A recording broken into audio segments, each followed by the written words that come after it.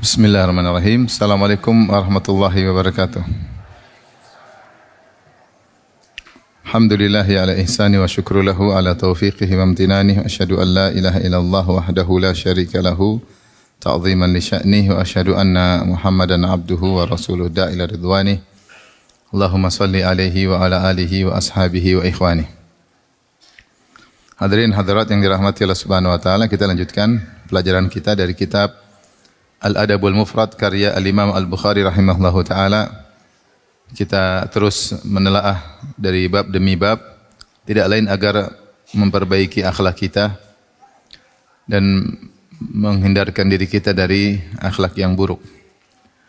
Al-Imam Al-Bukhari berkata, bab husnil khuluq, bab tentang akhlak yang mulia. Kemudian beliau berkata rahimahullahu taala, qala haddatsana Abdul Walid qala haddatsana Syu'bah anil Qasim bin Abi Barzah qala sami'tu Atha al-Kayakharani an Ummi Darda an Abi Darda anin Nabi sallallahu alaihi wasallam qala ma min syai'in fil mizan athqalu min husnil khuluq. Tidak ada suatu pun yang lebih berat di timbangan pada hari kiamat kelak daripada akhlak yang mulia. Saya ulangi, ma min syai'in fil mizani athqal min husnil khuluq. Tidak ada suatu pun di timbangan hari kiamat kelak yang lebih berat daripada akhlak yang mulia. Taib, bab ini membahas tentang akhlak yang mulia ya. Dan kita tahu bahwasanya akhlak berbagai macam definisi disampaikan oleh para ulama. Ada yang mengatakan akhlak itu terwujud pada tiga hal, yaitu bastul wajah, murah senyum, kemudian badlun nada, mudah menolong orang lain, kaful adza, tidak mengganggu orang lain. Itu tiga kesimpulan akhlak. Bastul wajhi, murah senyum, badlun nada, suka membantu orang lain, ringan tangan bantu orang lain. Yang ketiga, kaful adza, tidak mengganggu orang lain. Siapa terkumpul padanya tiga hal ini, maka dia telah berakhlak yang mulia. Ada yang mengatakan akhlak mulia adalah engkau bersikap yang kepada orang lain dengan sikap yang kau suka lakukan pada dirimu, jika dilakukan pada dirimu. Diambil dari hadis Nabi sallallahu alaihi wasallam, faman zuhziha faman arada an yuhzahza 'anil nar wa udkhil jannah falta'tihi maniyatuhu wa yu'minu billahi wal yawmil akhir faman ahabba an yuzahza 'anil nar, siapa yang ingin diselamatkan dari neraka jahanam wa udkhilal jannah, dan masuk surga, falta'tihi maniyatuhu, maka hendaknya dia meninggal dunia, wa huwa yu'minu billahi wal yawmil akhir, dalam kondisi beriman kepada Allah dan hari akhirat, wal ya'ti ila nasi alladhi yuhibbu an yu'ta ilaihi, dan bersikap kepada manusia seperti sikap yang dia suka jika dilakukan padanya. Ini di antara definisi akhlak dalam Sahih Muslim ya.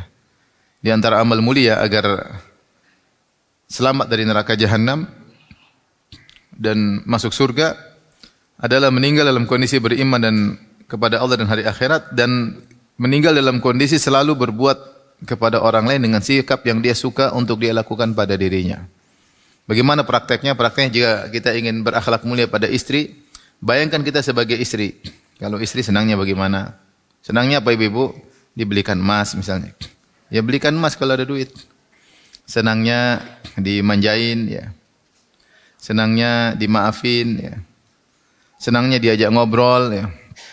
Maka seorang suami berusaha ya memikirkan hal ini karena Allah Subhanahu wa taala. Kalau dia pulang ke rumah, kalau dia sibuk lagi lihat medsos sementara istrinya menanti diajak ngobrol, mungkin istrinya diam.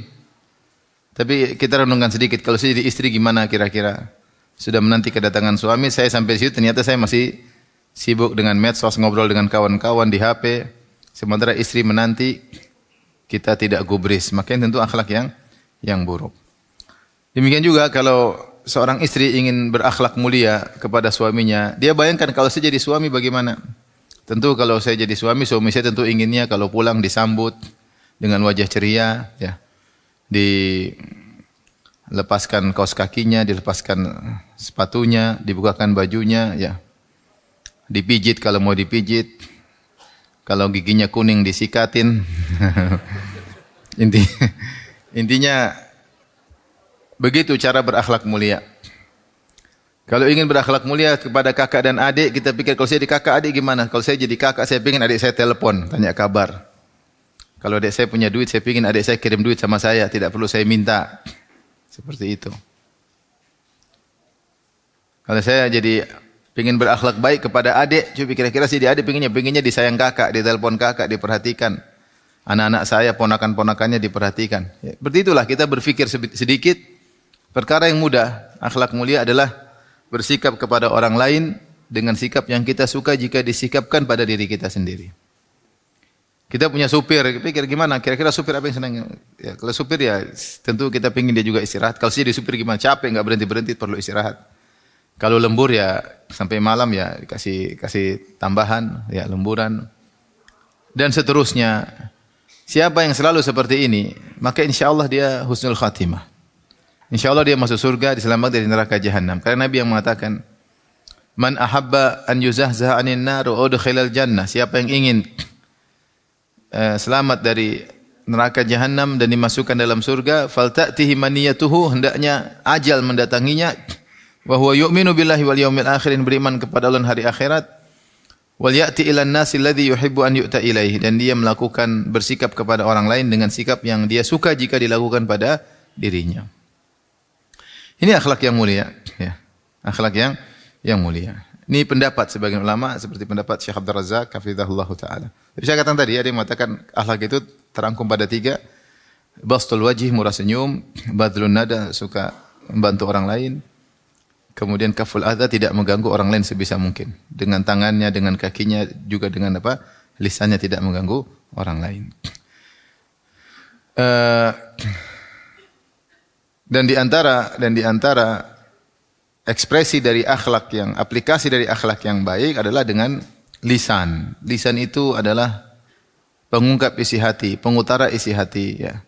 Dengan lisan ketahuan, ya, seorang tawadhu atau tidak, seorang sombong atau tidak, seorang menghormati orang lain atau tidak, seorang merendahkan orang lain atau tidak, dengan lisan maupun tulisan. Maka seorang berusaha menjaga lisannya. Tapi di sini Imam Al-Bukhari mengatakan bab husnul khuluq, bab tentang akhlak yang mulia.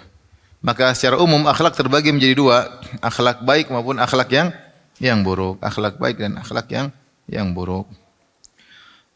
Seorang berdoa kepada Allah Subhanahu wa taala agar diberikan akhlak baik dan dijauhkan dari akhlak yang buruk, ya.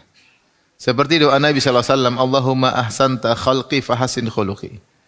Ya Allah, engkau telah indahkan zahirku, maka indahkanlah batinku, itu indahkan apa? Akhlakku. Perangaiku indahkan. Ini di antara doa Nabi sallallahu alaihi wasallam. Ini bukan doa pas mau pakai baju aja, enggak. Ini sebenarnya doa pas pakai baju, pas lagi bercermin, enggak. Kapan saja seorang boleh berdoa dengan doa ini. Allahumma ahsanta khalqi fahasin khuluqi. Kapan saja dia berdoa. Di antaranya doa yang dibaca ketika doa istiftah panjang, tapi boleh dibaca kapan saja. Di dalam doa istiftah yang panjang, Rasulullah SAW berdoa, Allahumma antal maliku la ilaha illa anta. Ya Allah, sungguhnya engkau adalah Maharaja, la ilaha illa anta, tidak ada yang berhak disembah kecuali engkau. Anta rabbi wa ana abduk, sungguhnya engkau Tuhanku dan aku adalah hambamu. Zalamtu nafsi wa i'taraftu bi dhanbi, sungguhnya aku telah menzalimi diriku dan aku mengakui dosa-dosaku. Faghfirli dzunubi jami'an, ampunilah dosa-dosaku seluruhnya. Innahu la yaghfiru dzunuba illa ant, sungguhnya tidak ada yang mengampuni dosa-dosa kecuali engkau. Kemudian Rasulullah berdoa, wahdini li ahsanil akhlaqi la yahdi li ahsani illa ant. Jadi kita boleh potong doa ini, wahdini, Allahumma hdini li ahsani akhlaqi, li ahsanil akhlaqi. Ya Allah, tunjukkanlah aku kepada akhlak yang terbaik. La yahdi li ahsaniha illa ant. Tidak ada yang bisa beri petunjuk kepada akhlak yang baik kecuali engkau. Wasrif anni sayyi'aha. Palingkanlah aku dari akhlak yang buruk. La yasrifu anni sayyi'aha illa ant. Tidak ada yang bisa memalingkan aku dari akhlak buruk kecuali engkau. Doa serius. Allahumma hdini li ahsani. Coba hafal. Allahumma hdini. Allahumma hdini. Ini dikasih amalan enggak mau kah? Allahumma hdini. Allahumma hdini li ahsanil akhlaqi. Li ahsanil akhlaqi. La yahdi li ahsaniha illa ant. wasrif anni sayyi'aha la yasrifu anni sayyi'aha illa ant. Diulang-ulang insyaallah pasti punya pengaruh, pasti punya pengaruh. Di antara juga Nabi sallallahu alaihi wasallam berdoa, Allahumma inna a'udzubika min munkaratil akhlaqi wal a'mali wal ahwa wal adwa. Ini di antara doa Nabi sallallahu alaihi wasallam. Ya Allah, aku berlindung kepada Engkau min munkaratil akhlaq, dari akhlak yang mungkar, akhlak yang buruk. Wal a'mal, amal-amal yang buruk. Wal ahwa, dan hawa nafsu yang buruk. Wal adwa, dan penyakit-penyakit yang buruk. Di antara doa Nabi sallallahu alaihi wasallam. Ya. Maka seorang berusaha untuk perhatian agar bisa mendapatkan akhlak yang mulia. Kenapa? Karena siapa yang sudah berakhlak mulia, maka pahalanya sangat besar. Pahalanya sangat besar. Seorang menyangka bahwasanya pahala itu cuma dengan salat, dengan baca Al-Quran, dengan berpuasa, dengan berzikir. Tidak, di antara pahala juga adalah dengan berakhlak mulia.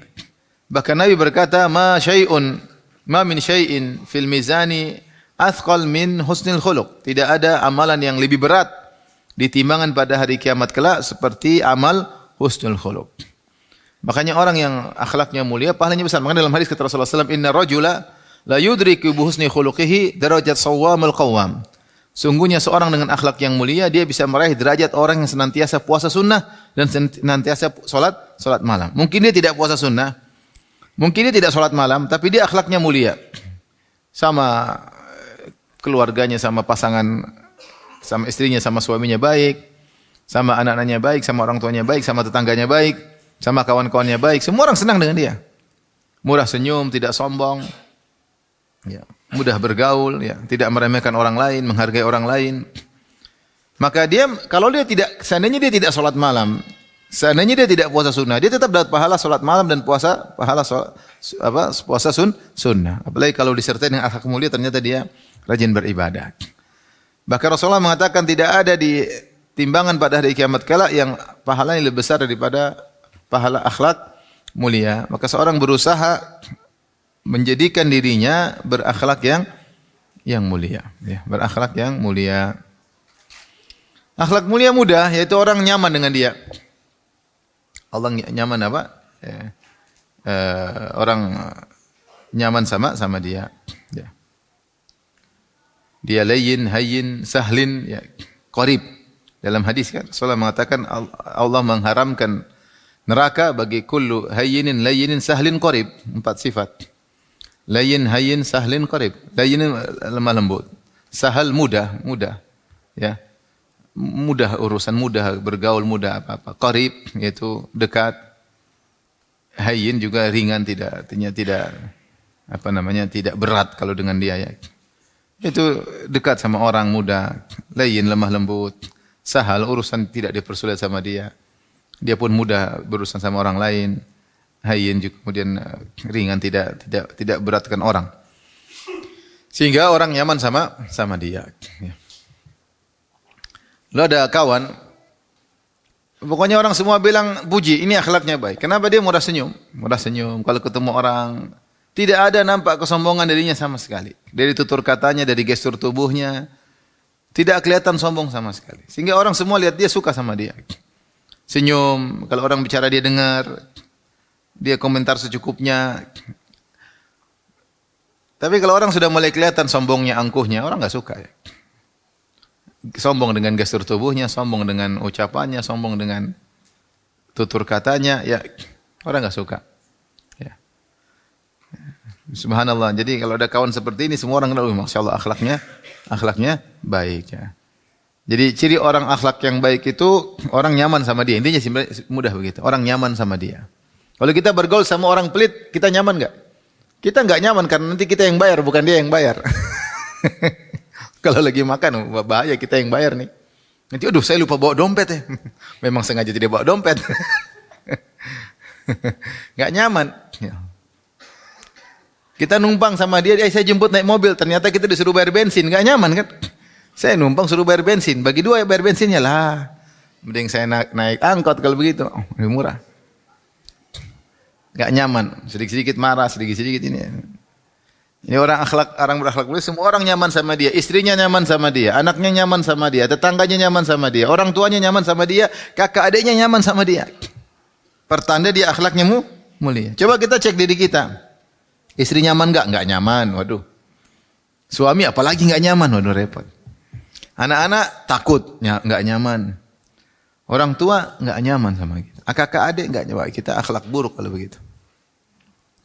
Akhlak buruk. Makanya Rasulullah SAW mengatakan, Inna syarran nasi manzilatan yaumal qiyamati man wada'uh nas tiqa'a fuhsyih. Orang yang paling buruk kedudukannya pada hari kiamat. Indallah inna syarran nasi manzilatan. Indallah orang yang paling buruk kedudukannya pada hari kiamat kelak. Orang yang ditinggalkan masyarakat gara-gara takut mulutnya yang kotor. Takut. Ciri akhlak buruk mudah, enggak ada yang nyaman sama dia. Namun sebagian orang tidak ada yang nyaman sama dia, dan dia menyalahkan semua orang. Memang ini enggak benar. Semua orang enggak ada yang betah sama dia. Terus dia merasa dia paling ini sudah akhlak buruk, merasa ujub lengkap pada dirinya. Nah, kalau ada orang tidak nyaman sama kita, harusnya kita introspeksi. Jangan-jangan saya berakhlak buruk. Istri enggak nyaman, anak enggak nyaman, kakak enggak nyaman, adik enggak nyaman, orang tua enggak nyaman, tetangga enggak nyaman, teman bisnis enggak nyaman, enggak ada yang nyaman. Ini bertanda akhlak kita akhlak yang buruk. Di grup juga enggak nyaman. Senang kalau dia left, senang. Bahagia, alhamdulillah left. Kalau ada acara, dia datang, gelisah semua orang. Kalau dia enggak datang, semua alhamdulillah dia enggak datang. Ada enggak orang begini? Ada. Ini orang akhlak yang buruk. Jadi sederhananya kalau akhlak mulia itu orang nyaman sama dia. Itu aja sederhana. Kenapa dia murah senyum? Bastul wajh, murah senyum. Badlun nada, suka bantu orang lain. Kalau enggak dengan harta, dengan pikiran, dengan ide, dengan tenaga, dengan waktu. Kaful adza, tidak pernah ganggu orang lain. Tidak pernah mencela orang lain, tidak pernah merendahkan orang lain. Tapi hadis berikutnya, Al-Imam Al-Bukhari berkata, qala haddatsana Muhammad bin Katsir qala haddatsana Sufyan anil A'mash an Abi Wa'il an Masruq an Abdullah bin Amr qala lam yakunin nabi sallallahu alaihi wasallam fahishan wala mutafahishan wa kana yaqulu khiyarukum ahasinukum akhlaqa. Nabi bukanlah orang yang fahish, suka berkata-kata yang keji, melampaui batas ya. Fuhsh itu adalah sesuatu yang melampaui batas. Berkata wajar, tidak berlebihan ya. Kalau menegur tidak berlebihan, kalau tidak berlebihan biasa-biasa saja. Tidak sampai keji perkataannya. Wala mutafahishan, apalagi sengaja-sengaja untuk mengucapkan kata-kata yang keji. Seorang kalau sudah mencela, dia pilih kata-kata yang paling menyakitkan hati. Dia pilih. Itu namanya tafahush, yaitu memaksa diri untuk memilih kata-kata yang buruk. Sebenarnya bukan kebiasaan dia, tapi dia memikirkan apa sih yang paling menjengkelkan orang lain, maka dia ucapkan. Namanya tafahush. Kalau fahish katanya memang kata keji. Sudah keji, tafahush lagi, mutafahish, yaitu memilih kata-kata takalluf, dia mutakallif dalam menyengajakan diri untuk memilih kata-kata yang buruk ya.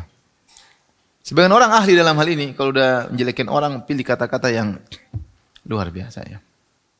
Kalau udah menghina orang, pilih kata-kata yang luar biasa ya. Wa kana yaqul, Rasulullah SAW berkata, khiyarukum ahasinukum akhlaqa. Sebaik-baik kalian di sisi Allah, maksudnya adalah akhlak yang paling, orang yang akhlaknya paling mulia. Ini dalil kedua menunjukkan akhlak itu amal yang luar biasa.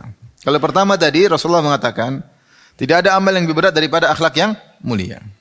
Yang kedua, Rasulullah mengatakan orang terbaik di sisi Allah adalah akhlak yang paling baik. Tidakkah kita rindu ketika mendengar hadis-hadis ini untuk berusaha memperbaiki akhlak kita? Sebagaimana kita mendengar hadis tentang keutamaan puasa, maka kita puasa sunnah. Kita mendengar hadis tentang sedekah, kita semangat sedekah. Kita mendengar hadis tentang keutamaan salat malam, kita salat malam semangat. Ini diantaranya kita mendengar hadis-hadis tentang keutamaan akhlak yang mulia. Harusnya kita semangat, termotivasi untuk bisa berakhlak mulia. Dan di sini Abdullah bin Amr bin Al-As radhiyallahu taala anhuma menyebutkan ketika sebelum menyampaikan hadis Nabi bahwasanya sebaik kalian adalah yang terbaik akhlaknya, dia buka dengan perkataan lam yakunin nabiyyu sallallahu alaihi wasallam fahishan wala mutafahishan. Bukanlah Nabi orang yang lisannya keji. Ini menunjukkan dia mengkaitkan akhlak dengan lisan. Saya tadi sudah ucapkan.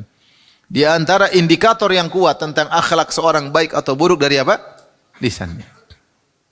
Ya, makanya ibu-ibu kalau ceplas-ceplos, nah itu biasanya akhlaknya kurang baik. Seorang bicara nggak usah apa? Ceplas-ceplos. Mikir dulu, pilih kata-kata yang baik. Kalau ceplas-ceplos sama ibu-ibu dan sama suaminya juga pasti ceplas-ceplos. Lebih lagi ceplas-ceplosnya kepada apa? Suami. Asal ngomong, enggak. Seorang bicara dipilah-pilih katanya, tidak ceplas-ceplos, tidak asal berbicara. Kalau sering ceplas-ceplos, akhirnya kadang berbicara tanpa memikirkan perasaan orang lain. Asal lepas, asal lepas. Akhirnya terjerumus dalam kata-kata yang keji yang menyakiti hati orang lain. Akhirnya setan menghiasi. Ketika dia buat kata-kata keji, orang senang, tertawa, dia ngejek orang. Akhirnya dia membuat-buat. Mencari-cari lagi kata yang lebih menyakitkan, yang lebih nyinyir apa. Maka jadi pandailah dia dalam ahli nyinyir. Kalau udah begitu, ini namanya tafahush. Buruk lagi. Maka ini dalil yang sangat tegas bahwasanya indikator yang kuat tentang akhlak mulia adalah dari kata-kata, Seorang bisa terlihat dari tulisannya. Makanya dikatakan tulisan itu menggambarkan akal seseorang. Tulisan menggambarkan apa? Akhlak seseorang, menggambarkan akal seseorang.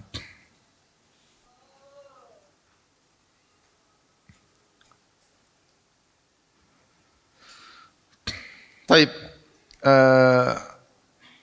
Kita lanjutkan tentang keutamaan akhlak. Yang kedua tadi, yang sekarang ketiga, apa sih keutamaan akhlak lagi?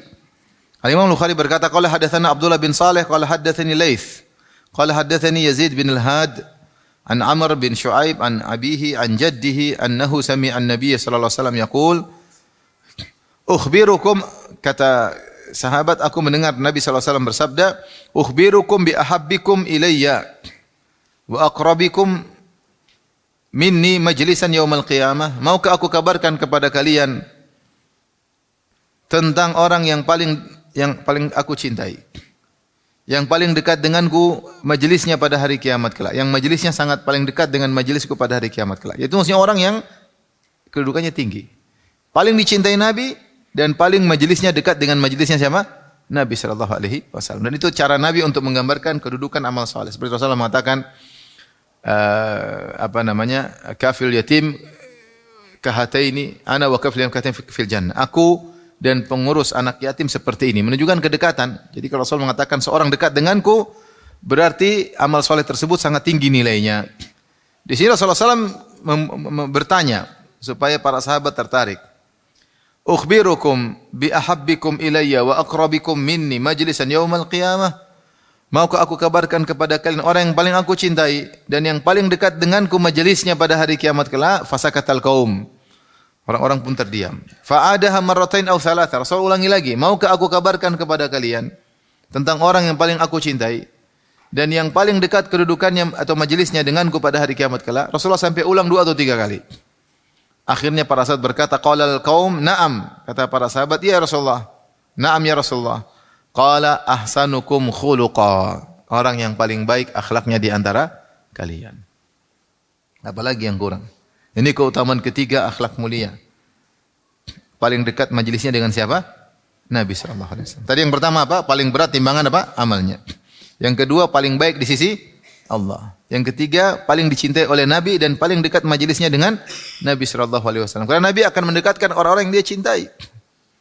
Semakin dicintai oleh Nabi, semakin dekat majelisnya dengan Nabi sallallahu alaihi wasallam. Dengan akhlak yang mulia, ya. Tutur kata yang baik, murah senyum. Tadi disebutkan 3 inti akhlak mulia: murah senyum, mudah membantu, kemudian tidak mengganggu orang lain.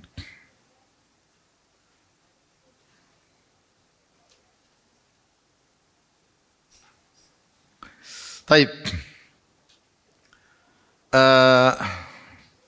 Selanjutnya,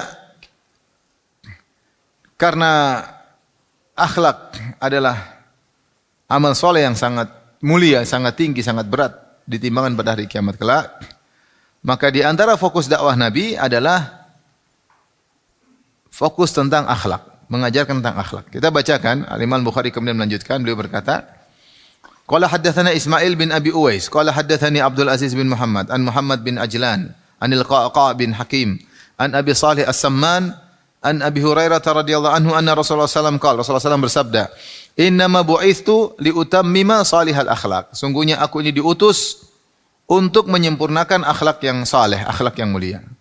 Dalam riwayat yang lain, makarimal akhlak. Innama bu'itsu li utammima makarimal akhlak. Sungguhnya aku diutus, hanyalah aku ini diutus untuk menyempurnakan akhlak yang mulia. Baik, hadis ini memberikan beberapa faedah. Yang pertama bahwasanya Rasulullah diutus untuk menyempurnakan akhlak yang mulia. Berarti akhlak mulia sudah ada sebelum Nabi diutus. Yang dimaksud adalah akhlak mulia dari orang-orang jahiliyah. Mereka di tengah kejahilian mereka, di tengah kerusakan mereka, di tengah-tengah kesyirikan mereka, ternyata ada akhlak mulia yang mereka miliki yang tersebar di kalangan Arab.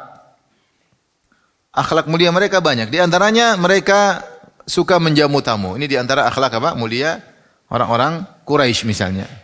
Orang Arab secara umum. Mereka suka menjamu tamu. Dan ini mereka tentu warisi dari nenek moyang mereka. Siapa nenek moyang mereka? Ibrahim alaihissalam. Karena nenek moyang orang Quraisy adalah siapa? Ibrahim. Ibrahim nenek moyangnya orang Quraisy, nenek moyangnya Bani Israel. Semua kembali kepada Ibrahim. Kalau Bani Israel dari jalur Yakub bin Ishak bin Ibrahim. Adapun Quraisy dari jalur Ismail bin Ibrahim. Ismail bin Ibrahim. Semuanya keturunan Ibrahim. Dan kita tahu bagaimana Nabi Ibrahim alaihissalam begitu murah hati dalam menjamu tamu. Ya. Seperti Allah telah sebutkan dalam Al-Quran, hal ataka hadithu dhaifi Ibrahim al-mukramin. إذ دخلوا عليه فقالوا سلاما قال سلام قوم منكر فرغ إلى أهله فجاء بعجل سمين فقربه إليهم قال ألا تأكلون.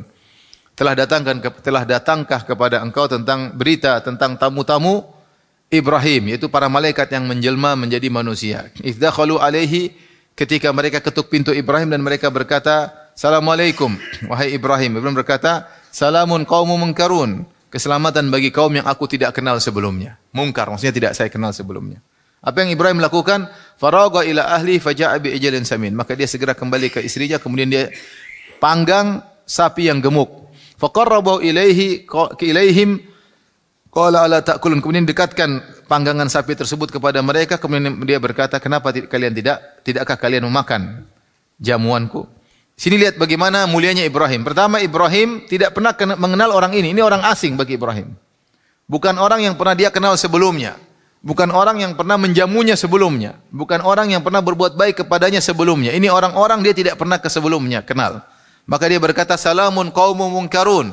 Assalamualaikum bagi kaum yang aku tidak kenal. Meskipun tidak pernah kenal sebelumnya, dia segera berusaha menjamu. Bahkan dia tidak menjamu dengan jamuan abal-abal, enggak. Ya. Dia potong sapi yang gemuk, dia panggang, kemudian dia hidangkan di hadapan mereka. Bukan ceplok telur, apalagi goreng tempe, enggak. Ya. Bukan ya.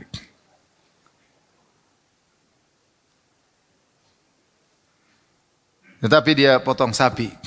Di antara kebaikannya dia bukan cuma potong sapi aja, faqarrabahu ilaihim, dia dekatkan kepada tamunya sehingga tamunya tidak harus melangkahkan kaki mengambil makanan, sudah dihidangkan di depan mereka. Ini kira dhaif, memuliakan apa? Memuliakan tamu. Itu masih terus ada sampai orang-orang Arab zaman sekarang.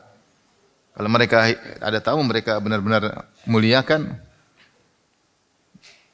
Kemudian mereka dekatkan makanan, bahkan mereka potong-potong diletakkan depan kita ya. Saya pertama makan sama orang Arab begitu, saya kaget juga, dia makan terus dia potong ini taruh dagingnya depan kita. Kesannya kita rakus begitu kesannya. Saya pikir ini gimana sih? Ternyata memang kebiasaan mereka, jadi mereka potongin taruh depan kita sehingga kita enggak perlu tangannya loncat sana loncat sini. Depan kita tinggal kita makan. Itulah sunnahnya Ibrahim, faqarrabahu ilaihim. Dekatkan makanan kepada mereka sehingga mereka tidak merasa sungkan untuk memakan. Tidak merasa sungkan untuk memakan ya. Apalagi dihidangkan misalnya kambing, mereka potong, mereka taruh depan. Mereka taruh depan. Kelihatan itu habis, taruh lagi depan. Ya. Ini menjamu tamu adalah akhlak mulia sudah ada sebelum Nabi diutus. Menjamu tamu. Di antara akhlak mulia mereka dermawan. Orang Quraisy sebelum Nabi lahir sudah dermawan luar biasa. Bahkan tokoh-tokoh musyrikin yang disebutkan masuk neraka jahanam seperti Amr bin Luhai al-Khuzai. Kata Nabi SAW, Ra'aitu Amr bin Luhai al-Khuzai yajurru qasbahu finnar. Liannahu awwalu man sayyaba sawaib. Aku melihat Amr bin Luhai al-Khuzai, tokohnya kabilah Khuza'ah. Aku lihat dia di neraka, menggeret ususnya di neraka. Kenapa? Dia yang pertama kali mengkeramatkan onta-onta, kambing-kambing. Itu dia pertama kali bawa kesyirikan. Ini orang kalau kita baca biografinya luar biasa. Dia sering membagi ratusan onta ketika musim haji. Ada yang mengatakan ribuan. Ada musim haji dia bagi, dia potong, dia bagi-bagi sama mereka. Luar biasa. Ini akhlaknya orang Arab sebelum Nabi diutus. Lihatlah Abdullah bin Jud'an. Abdullah bin Jud'an. Rumahnya selalu menjadi tempat pertemuan.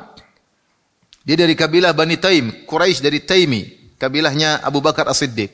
Saking tersohornya dia sampai disebutkan Nabi dalam hadis-hadis. Laqad du'itu ila halfil fudul. Aku telah diundang ada pertemuan orang Quraisy untuk menyelamatkan orang yang zalim. Di rumahnya siapa? Di rumahnya Abdullah bin Jud'an. Sampai Aisyah pernah bertanya, "Ya Rasulullah, Abdullah bin Jud'an kana yakrid dhaif, kana yutimit ta'am, kana yasil rahim. Hal yanfa'uhu dzalik?" Ya Rasulullah, dulu keluarga kami Abdullah bin Jud'an dari Bani Taim suka menjamu tamu, suka memuliakan, suka berdermawan, memberi makanan kepada fakir miskin, kepada bagi-bagi makanan, suka menyambung silaturahmi. Apakah bermanfaat? Kata Nabi, lam yaqul yauman qat Rabbi ghfir li khati'ati yaumiddin. Tidak bermanfaat kebaikannya karena dia tidak pernah sekalipun berkata, "Ya Allah, ampuni dosa-dosaku pada hari kiamat." Dia tidak beriman kepada hari kiamat. Maksud saya mereka orang-orang luar biasa. Ya. Seperti siapa lagi? Hatim At-Tai, masyhur. Begitu baiknya sampai kalau musim dingin dia pingin menjamu tamu. Sampai dia pingin jamu tamu. Sampai dia nyalakan api di puncak di tempat yang tinggi, dia bilang sama budaknya, "Kalau kau bisa datangkan tamu malam ini kau merdeka. Saya pingin ada tamu yang makan di tempatku." Subhanallah. Suruh cari tamu. Karena hobi menjamu apa? Tamu. Apalagi di musim dingin, orang-orang kelaparan. Di malam gelap gulita. Bagaimana orang kelaparan tengah jalan, maka dia ingin menjamu tamu. Dia bilang sama budaknya, "Kalau kau dapat tamu, saya merdekakan." Ini orang hebat. Orang sebelum Nabi diutus sudah ada akhlak yang mulia. Di antara akhlak mulia mereka keberanian. Mereka luar biasa berani. Ya. Sampai disebutkan kalau dalam perang-perang itu, perang antara antara kaum muslimin dan orang kafir. Ada di antara mereka yang umurnya sudah 100 tahun lebih. Ada yang umurnya 90 tahun lebih. Orang musyrikin. Perang. Sampai disebutkan Amr bin Abdi Wud atau Amr bin Wud ketika ingin dalam perang Khandaq berperang melawan Ali bin Abi Thalib. Dia umur 100 lebih. Berani 100 tahun lebih. Lawan Ali bin Abi Thalib yang umurnya masih mungkin masih 20-an kurang. Ya. 20-an lah. Ali masuk, sudah 20 lebih karena Ali masuk Islam umur 8 tahunan di Mekah. Di Mekah 13 tahun jadi sekitar 21, kemudian sekitar 26. Ali baru umur 26. Musuhnya ada yang 120 tahun, Amr bin Wud. Berani atau tidak? Berani luar biasa. Orang Arab beraninya luar biasa. Makanya kawan-kawan yang sempat turun dalam medan pertempuran, medan jihad ketika melawan orang Rusia, mereka mengatakan yang paling depan orang-orang Arab kalau perang. Yang paling depan orang apa? Orang-orang Arab. Di antara mereka ada yang perang zaman-zaman dulu. Pokoknya maju perang paling berani orang-orang Arab. Dibawaannya dari sana. Keberanian luar biasa. Nekat yang luar biasa. Sampai saya baca kemarin kisah Al-Mutanabbi. Ketika dia membuat syair tentang memuji dirinya. Ya, dia mengatakan bahwasanya saya ini terkenal ya. Dia mengatakan kuda al-khail, kemudian al-lail wal baida ya. Ya'rifuni semuanya, kuda, padang pasir, malam hari ya. Kemudian dia bilang al-qirtas wal qalam, semuanya pena, kertas, semuanya mengenalku, terkenal sekali. Saya ini terkenal. Menunjukkan kehebatannya. Ketika dia mau dihadang oleh orang mau dibunuh. Kemudian dia kabur. Ketika kabur budaknya bilang, "Bukan kau yang telah mengatakan begini. Dia enggak jadi kabur. Bertahan sampai mati. Maksudnya subhanallah ya. Jadi kemudian di antara akhlak mulia mereka setia kawan. Setia kawan ya. Di antara cerita yang paling menarik tentang setia kawan adalah cerita Abul Bakhtari. Ketika perang Badar, Rasulullah SAW mengatakan, "Jangan kalau ketemu Abu Bakhtari jangan bunuh dia. Kalau Abu Bakhtari punya jasa kepada Nabi. Ketika penyelesaian pemboikotan di Syi'ab Abu Talib, waktu Quraisy memboikot Bani Hashim dan Bani Al-Muttalib, diboikot selama 3 tahun, tidak dikasih makan, tidak diinteraksi, diisolasi oleh mereka, sehingga banyak yang meninggal, banyak yang sakit. Ada 5 orang Quraisy, mereka semua kafir dan mereka berjasa, sehingga akhirnya pemboikotan tersebut berhenti. Di antaranya Abu Bakhtari, kafir. Maka Rasulullah SAW ketika perang Badar mengatakan, kalau ketemu Abu Bakhtari jangan bunuh. Rasulullah ingat jasanya. Maka akhirnya terjadi peperangan, ada sahabat yang akhirnya mendapati Abu Bakhtari bersama orang kafir yang lain. Maka sahabat berkata, engkau Abu Bakhtari, Rasulullah SAW melarang kami untuk membunuhmu. Kata Abu Bakhtari, terus temanku bagaimana? Enggak, temanmu enggak. Kau saja. Kata dia, selamat berdua atau mati berdua. Luar biasa. Mati berdua akhirnya. Setia kawan luar biasa. Lalu kita baca tentang akhlak mulia mereka luar biasa. Tentu mereka dalam kejahilian, kerusakan, tapi mereka punya akhlak-akhlak yang mulia. Sampai saya renungkan bagaimana orang Quraisy dulu, mereka bangga-banggaan bisa berkhidmat kepada jamaah haji. Rifada, Siqayah, ya. Sampai Qusay bin Kilab, kakek-kakeknya Nabi, buat lajnah untuk memberi makanan, lajnah untuk menyiapkan minuman bagi jamaah haji gratisan. Dan mereka bangga-bangga, mereka masih kafir ketika mereka musyrikin. Tapi mereka bangga membantu jamaah haji. Kita bandingkan dengan kita sekarang, jauh. Kita punya travel ambil untung enggak dari jamaah haji? Saya tanya sama antum, jujur. Yang punya travel ambil untung dari jamaah haji enggak? Ngambil. Bahkan kalau bisa nipu jamaah haji. Dulu mereka membantu jamaah haji gratisan. Dan mereka bangga akan hal tersebut. Dan mereka rebut-rebutan untuk bantu jamaah haji. Ini kita yang sudah Islam, malah bagaimana bisa ngerjain jemaah haji. Kalau bisa bayar visa dibohongin. Terus ada di antara mereka ketika dilarang visa ziarah, katanya di zaman Nabi tidak ada visa ziarah. Ini bid'ah. Mau cari untung aja pakai dalil. Sama di zaman Nabi juga nggak ada travel. Zaman Nabi kalau bantu gratisan. Ini masalah visanya dia bilang nggak ada di zaman Nabi, travelnya dia bikin. Mau melegalkan yang apa? Yang haram. Ya kalau semua orang boleh hajian, semua orang pada mati semua di jemaah hajian tempat orang kematian. Coba kalau semua orang boleh datang semua, mati nggak orang-orang? Mati, tempat cuma sempit. Maka dibuat peraturan itu supaya bisa orang haji nyaman. Ada orang tua. Emang mereka haji buat mati kan enggak? Haji kan untuk menjalankan ibadah. Kalau semua orang boleh haji rame-rame tanpa ada peraturan, tanpa ada kuota, orang mati semua. Ini datang orang-orang zaman sekarang ingin menghalalkan yang haram, mengatakan tidak apa-apa pakai visa ziarah karena visa ziarah bid'ah. Subhanallah. Ini apa ini? Ini tidak ada bid'ah, ini masalah peraturan. Ini kayak lalu lintas, emang lalu lintas bid'ah? Ini enggak ada. Lalu lintas di daratan, lalu lintas di udara. Sudah pesawat terbang aja semua enggak pakai lalu lintas, tabrakan semuanya. Dibuat aturan visa itu untuk kemaslahatan, bukan, tidak ada yang bilang ini adalah ibadah, ini bukan, ini peraturan supaya kamu selamat, supaya jemaah haji selamat, supaya semua orang di dunia ini bisa berkesempatan untuk berhaji. Dan orang-orang udah ambil untung, udah mikir lagi ya, yang penting dapat untung. Dapat untung, melanggar nggak ada masalah. Pakai dalil lagi, pakai dalil. Oleh karenanya, kalau kita lihat bagaimana para jahiliyah dahulu luar biasa. Mereka bahkan saya berbangga-banggaan membantu jamaah haji gratisan. Ya. Jadi disitulah maka Nabi mengatakan, innama bu'istu liutammima salihal akhlak. Sungguhnya aku ini diutus untuk menyempurnakan akhlak yang mulia. Kenapa? Sebelum Nabi lahir sudah ada akhlak mulia di kalangan kaum Quraisy.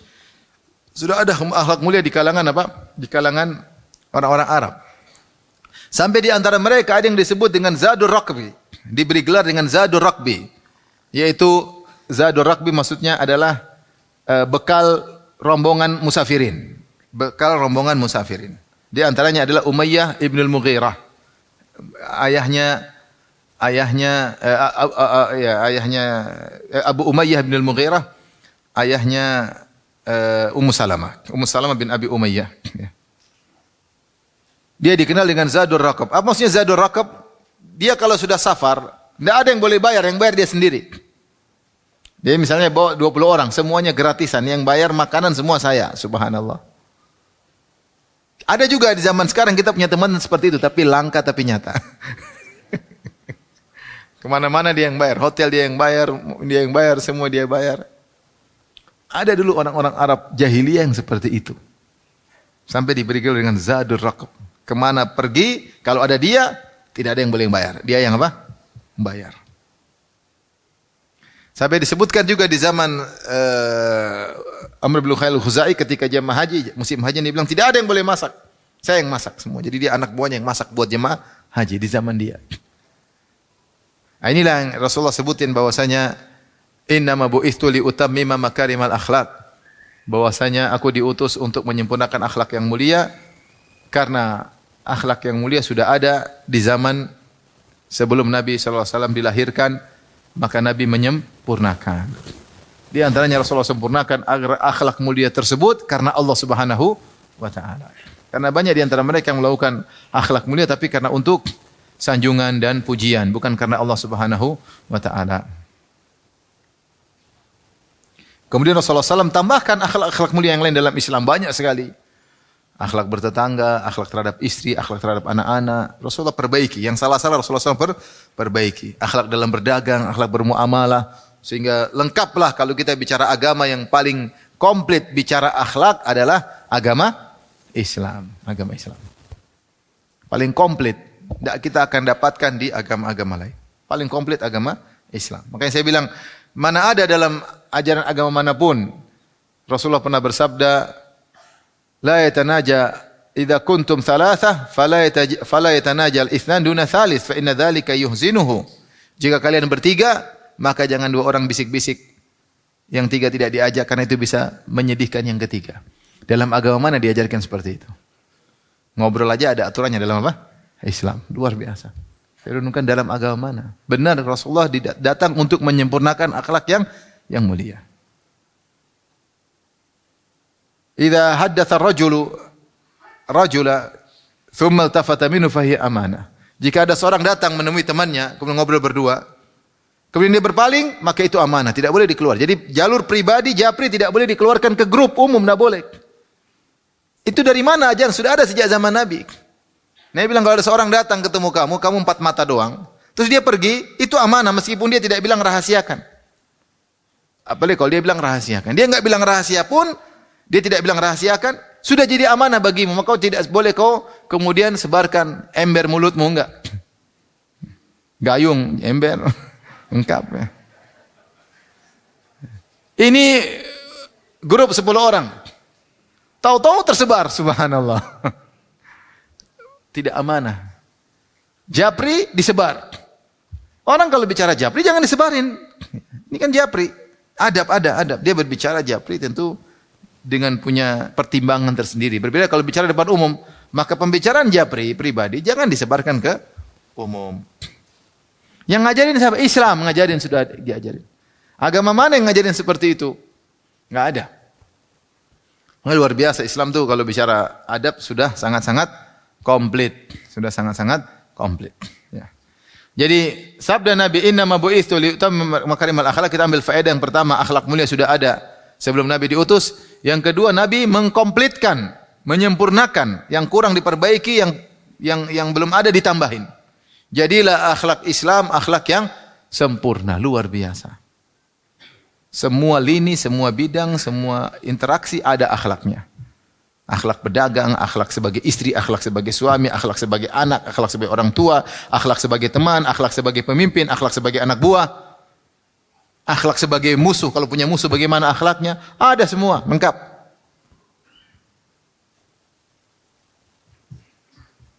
Oleh karena kita dapati bahwasanya dalam Islam pembahasan tentang akhlak luar biasa. Baca aja kitab Riyadhus Shalihin, akhlak luar biasa, isinya hadis-hadis sangat banyak. Taib, hadis berikutnya, Al-Imam Bukhari berkata, qala hadatsana Ismail, qala hadatsani Malik an Ibnu Syihab an Urwah, an Aisyah radhiyallahu taala annaha qalat, ma khayyara Rasulullah sallallahu alaihi wasallam baina amrayn illa ikhtara aisarahuma ma lam yakun itsman. Kata Aisyah radhiyallahu taala anha, tidaklah Rasulullah SAW diberi pilihan antara dua pilihan kecuali Rasulullah SAW pilih yang paling mudah di antara keduanya selama tidak dosa. Fa idza kana itsman kana ab'adan nasi minhu. Kalau itu perkara dosa maka Rasulullah SAW paling menjauhi dosa tersebut. Wa man taqama Rasulullah SAW min nafsihi illa an tuntahaka hurmatullah ta'ala fayantaqim lillahi azza wa jalla biha. Rasulullah SAW tidak pernah membalas untuk membela dirinya, tidak pernah. Kecuali ada kehormatan Allah yang dilanggar, itu perkara yang haram dilanggar, maka Rasulullah SAW membalas atau marah karena Allah Subhanahu wa taala, bukan karena dirinya. Di sini akhlak Nabi SAW yang pertama, kata Aisyah radhiyallahu anha, Aisyah paling mengenal Nabi. Kebiasaan ke Nabi, keseharian Nabi. Aisyah menyimpulkan, ini kesimpulan dari Aisyah. Ma khayyara Rasulullah SAW baina amrayn illa ikhtara aisarahuma. Tidak ada Rasulullah diberi dua pilihan kecuali Rasulullah SAW pilih yang lebih paling mudah. Selama tidak haram. Ini menunjukkan bahwasanya bukan berarti yang paling kencang, yang paling sulit itu lebih banyak pahalanya, enggak. Kalau itu perkara mubah, yang paling mudah yang mana? Rasulullah pilih yang paling mudah. Itu akhlak Nabi SAW. Mana yang lebih mudah kan? Ngapain cari-cari yang susah? Ya. Kalau ada yang mudah, maka Rasulullah milih yang mudah. Selama tidak haram. Makanya seperti ini diajikan oleh sebagian ulama, bahwasanya ketika melempar jamarat, maka yang terbaik adalah setelah zawal, setelah zuhur. Azan zuhur baru lempar. Kenapa? Karena Rasulullah SAW selama lempar 3 hari, tanggal 11, 12, 13 Dzulhijjah, Rasulullah SAW tidak pernah lempar di pagi hari. Padahal yang berhaji bersama Nabi ada yang mengatakan 100 ribu, ada yang mengatakan 120 ribu orang. Ada anak-anak, ada orang tua, ada orang sakit, ada orang sehat. Tapi Rasulullah SAW kalau memang itu mudah, boleh, Rasulullah SAW pasti akan lempar pagi hari. Ini di antara dalil disebutkan oleh para fuqaha, yaitu mayoritas ulama, madhab Hanafi, madhab Syafi'i, madhab Maliki, madhab Hambali. Kecuali madhab Hanafi membolehkan lempar di pagi hari, di hari tanggal 12. Di antara dari mereka mengatakan sifat Nabi tidak ingin menyusahkan. Seandainya boleh melempar di pagi hari, Rasulullah SAW pasti di antara 3 hari tadi mencontohkan ada yang di pagi hari. Buktinya apa? Rasulullah SAW ketika di malam Muzdalifah, Rasulullah izinkan ad-dha'afa, al-mardha, orang-orang yang lemah, perempuan untuk keluar duluan sebelum subuh agar menghindar himpitan manusia. Rasulullah izinkan.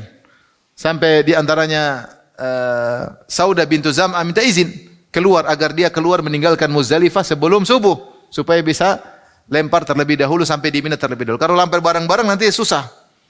Sampai Aisyah mengatakan, coba seadanya dulu saya minta izin seperti Saudah. Artinya perempuan boleh keluar sebelum subuh. Rasulullah izinkan agar penggembala kambing yang ngurus air tidak usah nginap di Mina, enggak ada masalah. Tugasmu ngurus kambing-kambing, jaga onta, kamu carikan air buat kaum muslimin, maka tidak perlu mabit di Mina. Sehingga dikiaskan sekarang kalau ada petugas yang mengurusi jemaah haji tidak harus mabit di Mina. Misalnya petugas kesehatan, petugas keamanan, mereka tidak harus nginap di Mina. Ada orang mungkin petugas travel dia harus bolak-balik, dia tidak harus nginap karena ngurus apa? Jamaah. Rasulullah beri keringanan. Tapi ketika lempar jamarat, Rasulullah tidak lempar pagi hari. Sehingga dipahami oleh mayoritas ulama bahwasanya lempar jamarat harus setelah zuhur. Setelah itu boleh, sore boleh, malam boleh. Rasulullah izinkan. Ada lempar malam hari, silakan. Ramaitu waqad amsait, Rasulullah aku lempar sudah waktu masa. Waktu masa itu sore sampai malam. Kata Rasulullah, if'al wala haraj, lakukan tidak mengapa. Ini maksudnya saya cuma ingin memberi faedah bahwasanya bagaimana Aisyah memberi kesimpulan setelah mengamati kehidupan Nabi SAW. Nabi itu orangnya mudah, tidak pernah mempersulit. Berarti tidak semua yang sulit-sulit itu lebih besar pahalanya, paham? Tidak sulit-sulit semuanya besar apa? Pahalanya. Ustaz, saya mau ke Mina. Ada bis atau jalan kaki? Oh, jalan kaki. Lebih afdal. Kenapa? Lebih susah. Lebih kena debu, lebih kena ini, lebih ini. Tapi naik onta boleh enggak? Boleh. Naik mobil boleh enggak? Kaidah mengatakan kalau ada 2 pilihan sama-sama boleh, Rasulullah pasti milih yang lebih apa? Mudah. Yang lebih mudah. Nek, kalau haji mana lebih mudah? Naik pesawat atau jalan kaki dari Indonesia? Hah? Kalau nggak punya uang lain cerita. Kalau yang nggak punya uang lain cerita. Kalau punya uang ngapain cari susah.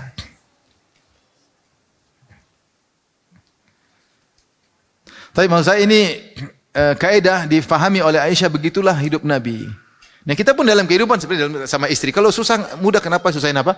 Istri. Ya, kenapa susahin istri? Kalau mudah bagi anak, ngapain kita repotin apa? Anak-anak. Kita cari yang mudah ya. Taib.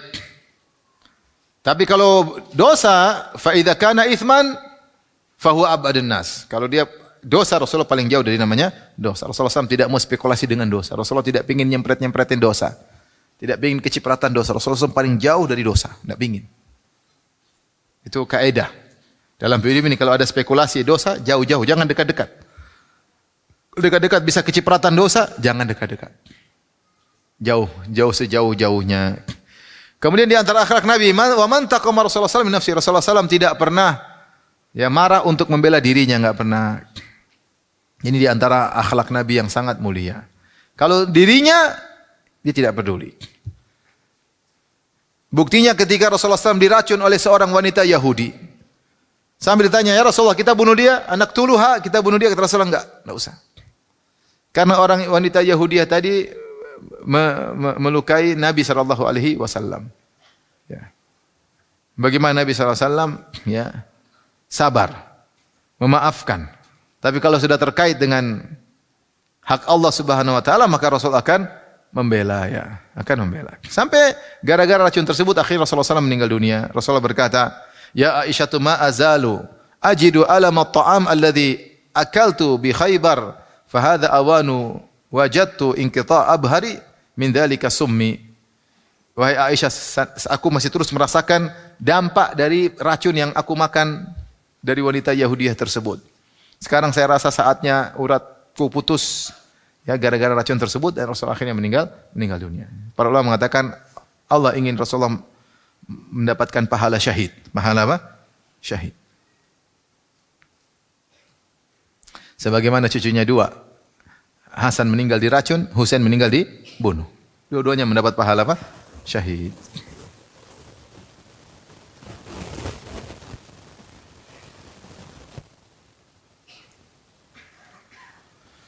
Kita banyak marah bukan karena Allah, marah karena diri sendiri.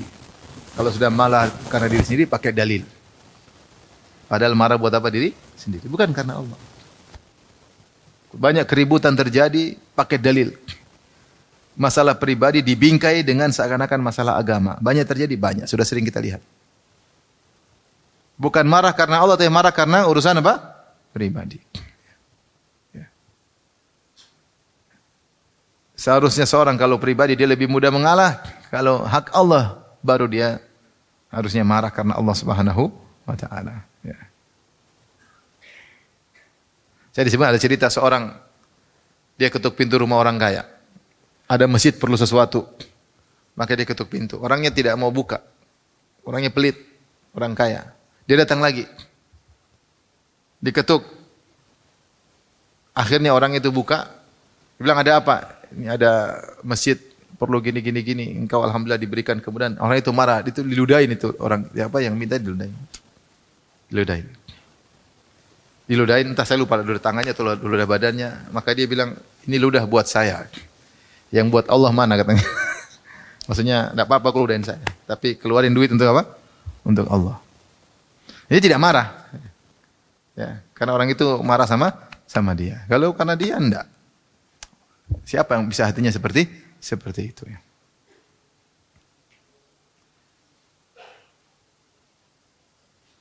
Tapi kita sampaikan hadis yang mungkin terakhir pada kesempatan kali ini atau riwayat ya.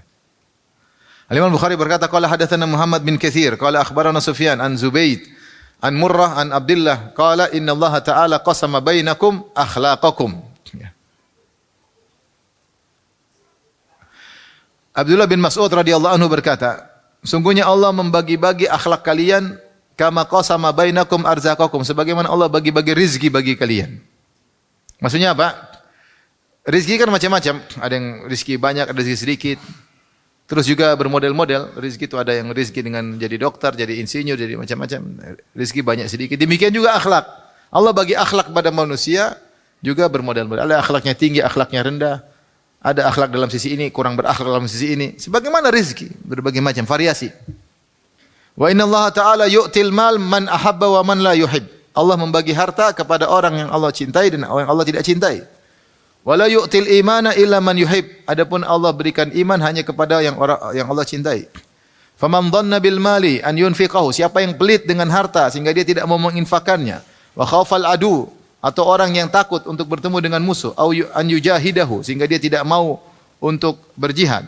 Wahabal lail an yukabidahu, dia malas untuk salat malam ketika di malam hari. Fal yukthir min qauli, hendaknya dia perbanyak zikir la ilaha illallah wa subhanallah walhamdulillah wallahu akbar. Ibnu Mas'ud radhiyallahu taala anhu membuka pernyataannya dan mengatakan bahwasanya akhlak itu seperti rizki, ya. Allah bagi-bagi rezeki seorang, ada yang banyak, ada yang sedikit. Dan model sumber rezeki juga bermacam-macam, akhlak pun demikian. Ada orang akhlaknya mulia dan ada akhlaknya sedikit. Maka jika ada seorang dapat akhlak mulia, maka dia jangan sombong dengan dirinya. Dia tahu bahwasanya itu dari siapa? Dari Allah Subhanahu wa taala. Seperti rezeki dibagi-bagi. Ya, tentunya dia harus berusaha, mencari rezeki juga harus berusaha, ya. Maka ini isyarat sebagaimana kalau kau ingin punya duit banyak, kau berusaha. Maka kalau kau ingin akhlak yang baik juga harus berusaha. Harus berusaha. Ya. Sebagaimana rezekimu sedikit bisa rubah jadi banyak dengan usaha, akhlak yang kurang bisa jadi akhlak yang mulia dengan usaha. Dengan usaha. Makanya di antara keburukan sebagian orang yang tidak mau berubah akhlaknya. Kalau ditegur dia mengatakan, saya memang begini, tabiat saya dari kecil begini. Bukan cuma saya, bapak-bapak saya juga begini. Bukan bapak saya, kampung saya semuanya begini. Saya memang suku saya seperti ini. Itu tidak mau rubah namanya. Dan dia pasti bohong, di antara suku dia pasti ada yang tidak begitu, ya enggak? Ya. Kita satu keluarganya enggak, akhlaknya enggak sama semua. Ada yang dermawan, ada yang pelit, macam-macam, ada yang pemarah, ada yang pemaaf. Tidak semua orang seperti itu. Ini orang yang tidak mau berubah, susah seperti ini. Sebagaimana kalau kau ingin rezekimu bertambah, kau berusaha. Nah, kalau kau ingin akhlakmu berubah juga berusaha. Dan orang berusaha merubah akhlaknya, pahalanya besar. Kata Nabi SAW, Ana za'imun bi baitin fi a'lal jannah liman hassana khuluqahu. Aku jamin istana di bagian atas surga bagi orang yang ingin merubah apa? Akhlak, yang perbagus akhlaknya. Akhlak bisa diusahakan. Wa man yatasabbar yusabbirhullah. Siapa yang berusaha belajar sabar, dia akan jadi sabar. Kata Nabi SAW, Wa man yasta'fif yu'ifahullah. Siapa yang berusaha menjaga diri, tidak minta-minta sama orang, Allah akan buat dia bisa menjaga diri. Akhlak. Innamal hilmu bitahallum. Sungguhnya orang yang hilm, sabar, tidak cepat marah, tidak cepat membalas dengan cara belajar. Bitahallum. Harus belajar. Ya. Maka kalau ingin punya akhlak harus belajar. Ada orang yang berubah, bisa jadi akhlak buruk jadi akhlak baik. Bisa. Dan contohnya banyak. Ya. Saya kenal seseorang. Orang yang dulu sangat nakal. Sampai ada yang cerita sama saya, dia bilang si fulan ini, orang ini, dulu bapaknya bilang sama dia, nak kamu boleh main sama siapa saja kecuali sama ini, jangan. Sama siapapun anak-anak di kompleks boleh, kecuali anak ini, jangan main sama dia. Saking terkenal apa? Nakalnya. Sekarang jadi orang berilmu sangat luar biasa. Berakhlak sangat luar biasa. Dulunya semua orang tua bilang jangan main sama dia. Bisa berubah, bisa. Jadi akhlak bisa diusahakan. Ibu-ibu yang suka ngomel bisa berubah tidak suka ngomel. Jangan bilang saya sejak lahir suka ngomel, bohong. Enggak ada sejak lahir suka ngomel itu enggak ada. Ya. Ngomel itu bisa belajar sama orang lain. Ngomel itu bisa belajar di sinetron, bisa. Bisa berubah. Ya, kalau sudah terlanjur suka ngomel bisa berubah tidak suka ngomel. Sebelum ngomel pas ngomel pegang permen itu, permen pagoda. Kalau mau ngomel lama-lama terbiasa. Kalau pagodanya isinya berapa pagoda itu? Kalau satu hari 100 berarti 100 kali pengen ngomel sehari. Bisa dilatih. Kalau kepingin, kalau enggak memang enggak bisa. Dia enggak pengen berubah. Orang pengen punya rezeki, berusaha atau tidak? Berusaha. Nongkrong di rumah terus ya enggak berubah. Dia berusaha sana berusaha. Lama-lama dikasih rezeki oleh Allah Subhanahu wa taala. Kata Ibnu Mas'ud, akhlak seperti arzak. Akhlak seperti rezeki. Maka harus berusaha. Kemudian Ibnu Mas'ud mengatakan, kalau harta Allah kasih semuanya, yang Allah suka dan Allah tidak suka. Kullan numiddu haula'i wa haula'i min ata'i rabbik. Wa ma kana ata'u rabbika mahdzur. Semuanya Allah kasih. Yang beriman Allah kasih, yang kafir Allah kasih. Tidak ada yang bisa menghalangi harta rezeki Allah Subhanahu wa taala. Tapi orang yang beriman hanya Allah kasih kepada orang yang baik. Iman Allah hanya kasih kepada orang yang baik. Kemudian berkata, siapa yang pelit dengan hartanya, tidak mau infak, yang kemudian takut, tidak mau jihad, dan tidak mau bangun malam, maka banyak berzikir. Banyak berzikir. Sering berzikir, la ilaha illallah, subhanallah, alhamdulillah, Allahu akbar. La ilaha illallah, subhanallah, alhamdulillah, Allahu akbar. Ini zikir yang luar biasa, zikir yang agung, sambil dipahami maknanya. Ya, la ilaha illallah wa subhanallah walhamdulillah Allahu akbar. Sering kita doa subhanallah alhamdulillah wa la ilaha illallah akbar. 4 zikir yang sering kita baca. La ilaha illallah, tidak ada yang berhak disembah kecuali Allah Subhanahu wa taala. Subhanallah, maha suci Allah dari segala kekurangan. Allah tidak punya anak, Allah tidak punya istri. Ya. Allah tidak pernah ngantuk, Allah tidak pernah tidur. Ini semuanya maha suci Allah dari segala kekurangan. Allah tidak pernah zalim. Subhanallah, dari tuduhan bahwasanya Allah zalim. Allah tidak pernah lalai, tidak ada yang tidak diketahui oleh Allah. Subhanallah, maha suci Allah dari tuduhan bahwasanya Allah ada yang Allah tidak tahu, yang luput dari Allah. Walhamdulillah, segala memuji Allah, kita memuji Allah Subhanahu wa taala. Allahu akbar, Allah maha besar, makhluk sangat kecil. Langit dan bumi pada hari kiamat kelak dalam genggaman Allah Subhanahu wa taala. Ini seperti wasiat Nabi sallallahu alaihi wasallam, la yazalu lisanuka ratban min dzikrillah. Ketika ada yang berkata, ya Rasulullah, bahwasanya pintu-pintu kebaikan sangat banyak. Apa yang harus aku jadikan pegangan? Ya. Qad surat Ali terlalu banyak, saya tidak bisa lakukan banyak kebaikan. Mau ini terus semuanya enggak bisa. Kata Rasulullah sallam, la yazalu lisanuka ratban min dzikrillah. Senantiasa berzikir. Ini wasiat buat kita semua. Kalau kita sering berzikir, subhanallah alhamdulillah, dengan penghayatan, lama-lama kita nanti jadi dermawan. Kalau kita sering berzikir, hati kita bersih, lama-lama insyaallah kita bisa salat malam. Kalau sering kita berzikir sambil menghayati, lama-lama insyaallah kita bisa berani dalam pertempuran berjihad di jalan Allah Subhanahu wa taala. Zikir punya pengaruh yang luar biasa. Ini wasiat dari Ibnu Mas'ud radhiyallahu taala anhu. Tapi demikian saja kajian kita. Subhanakallah bihamdik asyhadu an la ilaha illa anta astaghfiruka wa atubu ilaik. Assalamualaikum warahmatullahi wabarakatuh.